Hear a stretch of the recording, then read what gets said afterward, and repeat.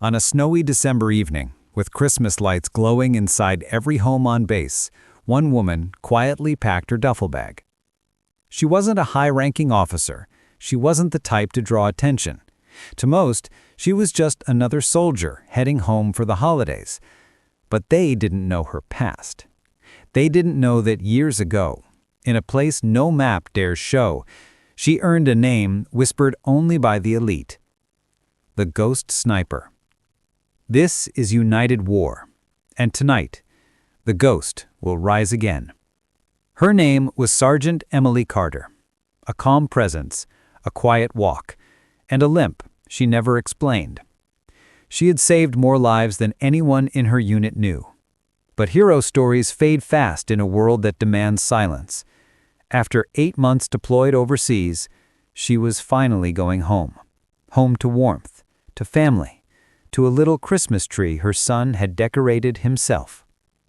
But fate doesn't check plane schedules. War doesn't care about holidays. Just as she zipped her bag, a base-wide alarm shook the night. An elite reconnaissance team, Bravo 6, had gone missing. Last known location, an abandoned industrial valley, snow-covered and silent, deep behind enemy lines. The comms operator froze as new intel came in. 3 wounded, surrounded, no extraction route. Commanders argued, plans scrambled. They needed someone who could see in the dark, someone who could get close without being seen, someone who could end a fight before it began.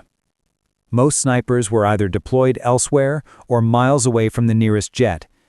Emily stood there, documents in hand, cleared for leave. A general turned. His eyes locked onto hers. "Sergeant Carter, I need the ghost." Her heart sank. Christmas would have to wait. She didn't argue, didn't sigh, didn't even blink. She simply handed over her leave papers and took back her sniper rifle case, the one she promised never to open again. She checked the bolt, loaded the magazines, fastened her suit. Every movement steady and controlled, the muscle memory of someone who has stared death in the face and refused to blink first. A young recruit, wide-eyed, watched her. "Ma'am, why you? Why now?" Emily gave the smallest smile. "Because they're not dead yet." Inside the helicopter, rotors roaring over her head, she reviewed the satellite feed. 4 heat signatures. 3 fading, 1 trying to defend them alone. Radio crackled. "We see movement. Southeast ridge. Heavy weapons. We're pinned." Static. Silence. Emily's jaw clenched. She turned to the pilot. "Drop me a mile out. No closer." The pilot stared in disbelief. A mile, through snow, with enemies everywhere? But his job wasn't to question legends. Wind howled. Snow cut against her goggles. The world was cold, white, and deadly quiet. She dropped into the drift, knees sinking deep. She exhaled slowly, breath disappearing into night. Her boots left no trail. Her rifle hugged close to her chest. Her heartbeat slowed to nothing but focus. Somewhere ahead, soldiers were running out of time. A shadow moved on a far rooftop. Emily raised her rifle. Crosshairs aligned, finger steady. The ghost was home again, not for Christmas, but for war. Snow. Silence. Enemies closing in. Bravo 6 barely alive. And Emily, the ghost sniper, moving through the dark like wind. The night didn't know she was coming, but it would learn. Emily spotted a hostile marksman scanning the valley. He wore thermal gear, trained, disciplined, just like her, but slower. She steadied her breathing. The world quieted. Bang. The enemy's rifle clattered onto the rooftop, body dropping into the snow like a forgotten shadow. A chain reaction of shouts echoed. They didn't know who fired, or from where. Good. Fear could buy time. She moved low, no hesitation.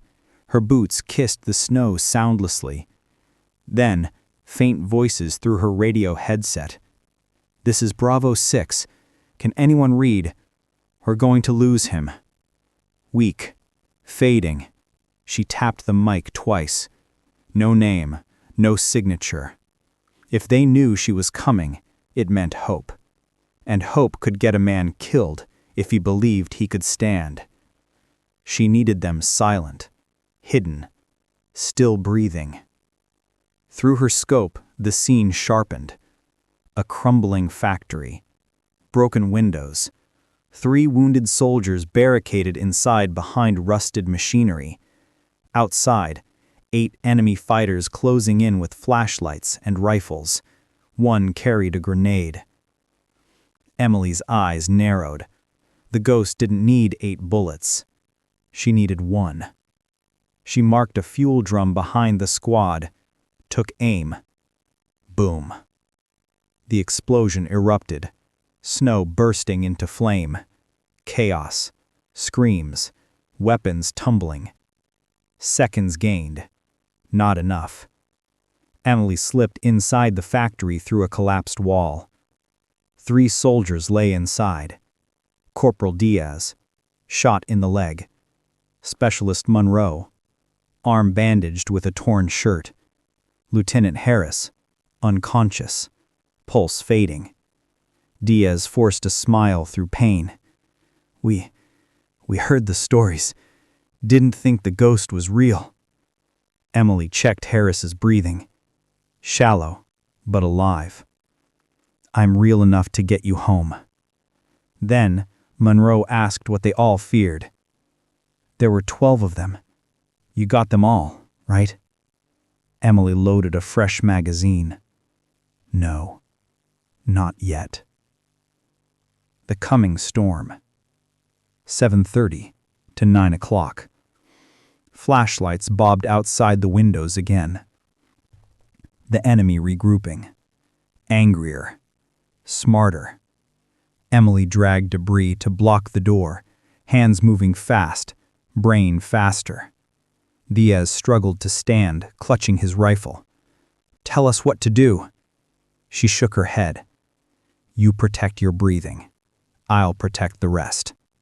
Her voice wasn't loud, wasn't dramatic. It was a promise, a sniper's oath. Emily checked her final magazine. 10 bullets, 10 enemies. It would be enough. She looked at the men she came to save, broken, but trusting her with what life they had left.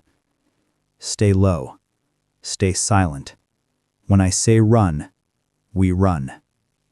She slid out the back entrance, disappearing into the white storm. Her shape melted into the blizzard. She was gone, but the fight was only beginning. The wind was brutal that night. Snow whipped across the ruined industrial sector like a living thing. Dr. Amelia Torres crouched low behind a half-collapsed wall as her frozen fingers pressed against the wound of Staff Sergeant Marco Reyes. His breathing was shallow, too shallow.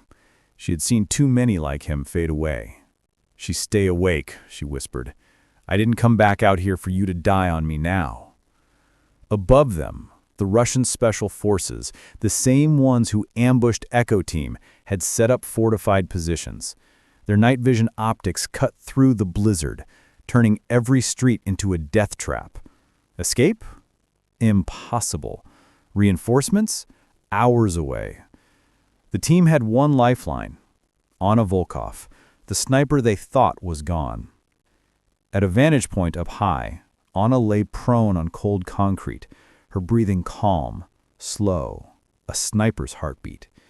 Her rifle was lined with frost, barrel steady on the first target, the enemy spotter. One shot, one breath. Crack! The distant silhouette collapsed silently into the snow. Inside the factory ruins below, the enemies panicked, but their searchlights flicked toward the new threat. Anna smirked slightly. Now they knew she was back, and she wanted them to know it. Her earpiece buzzed. Commander Holt. Volkov, you disobeyed a direct order. Chopper is still waiting. Get back now. But Anna's eyes never left the scope. If I leave, she said, voice steady, they die. For a moment, the commander didn't respond.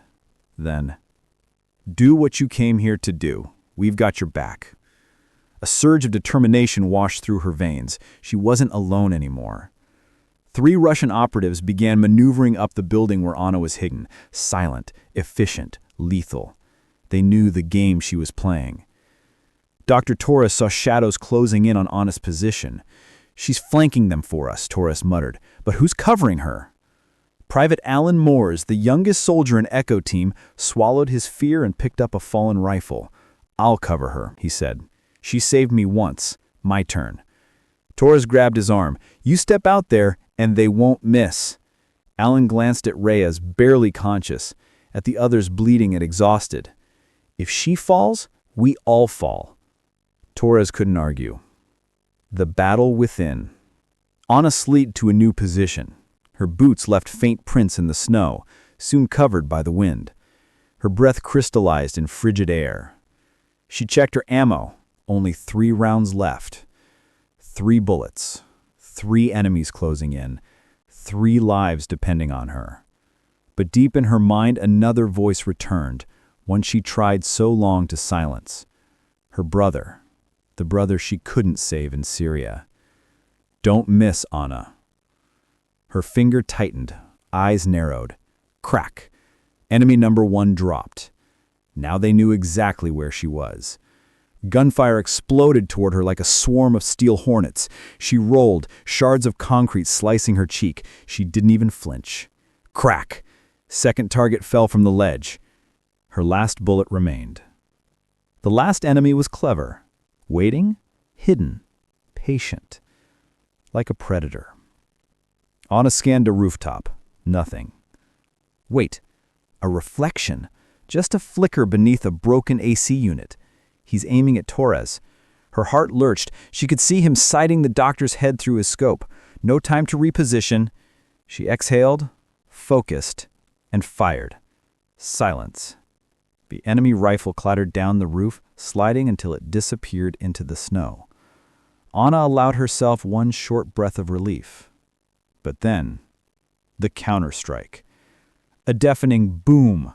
An armored Russian truck smashed through the factory entrance, lights blinding, heavy gunner firing wildly. Echo Team scattered for cover as bullets shredded debris and ricocheted off steel. Torres shielded Reyes with her own body. Commander Holt's voice shouted through the radio. Enemy reinforcements inbound. Dozens. We need immediate extraction. Anna watched from above as the armored vehicle locked onto her team. She was out of bullets, out of options, out of time. Anna grabbed a fallen detonator, and her gaze lifted to the massive crane above the armored vehicle, its structure hanging precariously from earlier bombardments. She smiled, cold and determined. If she could get just one chance. She sprinted across the rooftop like a shadow, leaping onto a service ladder. The final act was set, but it demanded everything she had left. As she climbed, the screen fades to black. Narrator. She returned to save her team, but in war, every victory demands a price. I want the ghost of the sky coming after me. Ava smirked. Then stay in the air long enough for me to find you. The crowd erupted in laughter and applause. Ava looked at the runway, lit by sunset. That same sky that once tried to break her, now belonged to her. She whispered to herself, no one will ever underestimate me again. Camera pulls out, jets line behind her. A hero finally recognized. The storm only grew fiercer, turning the night into a swirling chaos of white and fear. But Anna Volkov didn't slow. She climbed the rusted ladder, boots slipping over the ice-coated rungs. Below her, Echo Team was pinned, the Russian armored truck spitting fire with the relentless fury of war itself. The doctor, Emilia Torres, pressed close to Marco Reyes, shielding him as bullets sparked off concrete just inches away. Reyes coughed, voice weak. She She's still fighting? Torres nodded, forcing a hopeful smile she wasn't sure she believed. She came back for all of us. The crane of salvation. Anna reached the top. Wind slammed into her like a wall, nearly knocking her off balance.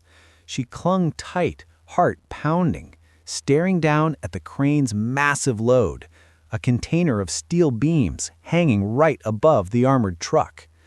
A single moment, a single chance. This was it. Through her earpiece, she heard Commander Holt. "Volkov, extraction is 30 seconds out. Whatever you're doing, finish it now." Anna grabbed the manual release lever. Her gloves were torn, fingers bloody, but she wrapped them tight around the frozen metal handle. It was jammed. She growled through clenched teeth, using every ounce of strength left in her small frame. Not losing another team. The lever gave way. The crash that shook the night.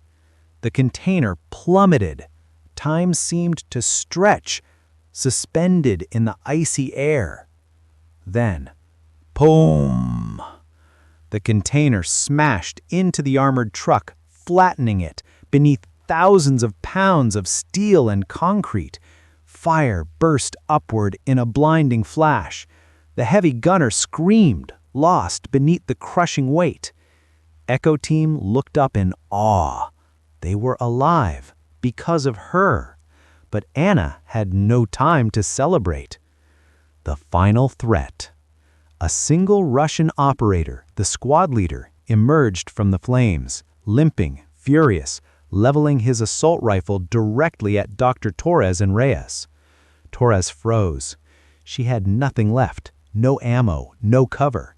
The enemy's finger tightened on the trigger. And then, a streak of motion. Anna, diving off the crane. She collided with the gunman, knocking him backward. They tumbled through snow and rubble, fists smashing against each other in savage desperation. The Russian soldier was stronger. He slammed her into steel, knocking the wind from her lungs. Her hand reached instinctively for a knife she didn't have. He raised his blade. This was the end. Crack! A rifle shot echoed. The Russian soldier dropped, a bullet through his chest. Torres lowered the smoking weapon, hands shaking, breathing heavy. "You don't get to take her," she whispered. Anna lay in the snow, unmoving. The chopper arrived. The rescue helicopter roared overhead, its lights cutting through the darkness. Ropes dropped. Medical staff rushed down, grabbing Reyes first, then Torres, then the others. But Anna, she wasn't moving. Her pulse faint, her breathing shallow. Commander Holt's voice trembled through the radio. "Is she alive?" Torres placed trembling fingers on Anna's neck. A moment of silence. Then, "Yes, but she needs help now!" Two medics lifted Anna onto the stretcher, strapping her in as the wind whipped at their faces. As they rose into the helicopter, Anna's eyes fluttered open, barely conscious. Torres leaned close so she could hear her. "You made it home, even if you had to fight your way back." Anna faintly smiled. Inside the helicopter, Reyes squeezed Anna's hand. "You saved us, all of us." Anna tried to speak, but before she could, the sound of Christmas music crackled softly through the pilot's comms, a reminder of what night it was, a reminder of what she almost lost and what she came back to save. Through the window, city lights glittered below, peaceful, warm, untouched by war. Anna closed her eyes. For the first time in a long time, she wasn't haunted by failure. She was a hero. She walked away from the battlefield once, but when her family was in danger, she returned. Sacrifice isn't measured by medals. It's measured by who you're willing to go back for.